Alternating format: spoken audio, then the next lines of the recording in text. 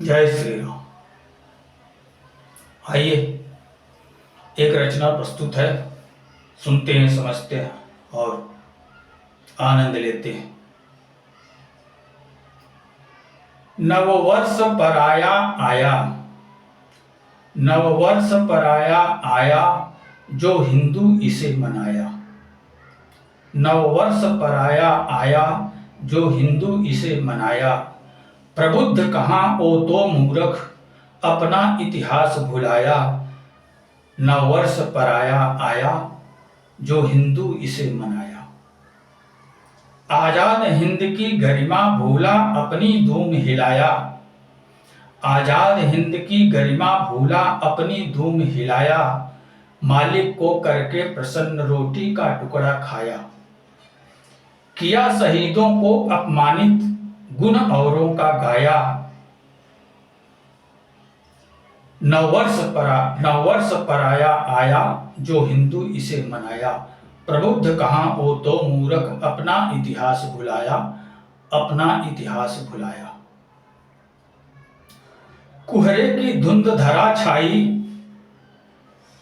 कुहरे की धुंध धरा छाई है, प्रकृति अभी भी अलसाई। शीत लहर जन घर दुबका, स्वच्छंद फना खोया उसका। रहा अपरिचित निज संस्कृति से, जान कहाँ सच पाया। नववर्ष पराया आया, जो हिंदू इसे मनाया। प्रबुद्ध कहाँ ओ तो मूर्ख, अपना इतिहास भुलाया। अपना इतिहास भुलाया। जिसका अपना उत्सव उसको, जिनका अपना उत्सव उनको लाख लाख अभिनंदन। जिनका अपना उत्सव उनको लाख लाख अभिनंदन। सबको अपनी संस्कृति प्यारी, हर संस्कृति को बंधन। किंतु अपनी संस्कृति खोटी, क्यों जन व्यर्थ भुलाया। नववर्ष पराया आया, जो हिंदू इसे मनाया। प्रबुद्ध कहाँ ओ तो मूर्ख, अपना इतिहास भुलाया। अपना इतिहास भुलाया। मां अपमान उचित कब कैसे, अपनी सबको प्यारी। मां अपमान उचित कब कैसे, अपनी सबको प्यारी। पति परमेश्वर प्यारा अपना, माने जग हर नारी। परपति वंचक नारी जग, परपति रति वंचक नारी जग, मान कहाँ कब पाया।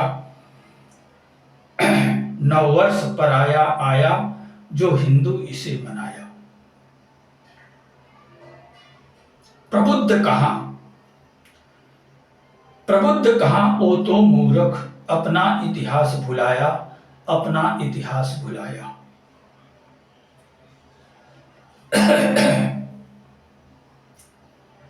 चैत्र शुक्ल की प्रथम तिथि, चैत्र शुक्ल की प्रथम तिथि, जब शीत ताप दोनों की इति। मां वसुंधरा सज धज लेती, कुसुमित पल्लव कर देती। धन धान्य खेत खलिहानों में, फल अंकुर डाल बगानों में। मां धरा लिए नव वर्ष भूप, यौवन का पावन धार रूप।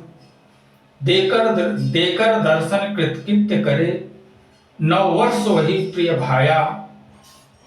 नव वर्ष पराया आया, जो हिंदू इसे मनाया।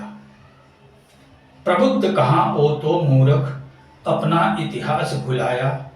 अपना इतिहास भुलाया। तो ये कविता क्या कुछ कह रही है। अभी ये जो 1 जनवरी से नववर्ष शुरू हो रहा है, ये नववर्ष भारतीयों का नववर्ष नहीं है,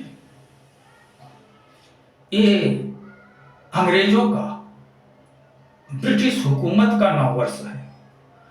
और उनके हिसाब से उनका नववर्ष होगा, उनको मुबारक हो, वो मनाते हैं, उनका नववर्ष है, उन्हें मुबारक हो। लेकिन भारतीयों का नववर्ष ये नहीं है, भारतीयों का नववर्ष अलग है। वो चैत मास की शुक्ल पक्ष की प्रथम तिथि से प्रारंभ होता है।